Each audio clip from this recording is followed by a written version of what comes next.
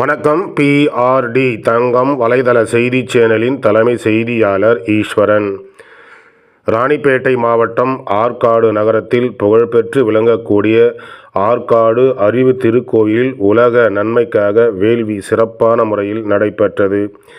நிகழ்ச்சி துவக்கமாக கொடியேற்றி கொடி பாடலுடன் துவங்கியது.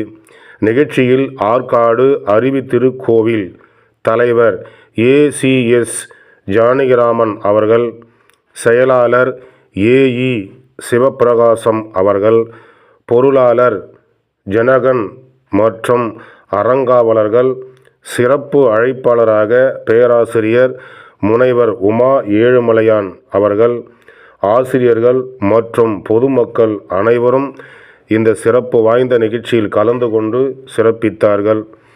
இதில் நிகழ்ச்சியை தொகுத்து வழங்கியவர் பேராசிரியர் அசோக் அவர்கள் மற்றும் நிகழ்ச்சியின் நிறைவாக நன்றி உரை வழங்கியவர் பேராசிரியர் திருமதி பாரதி அவர்கள்.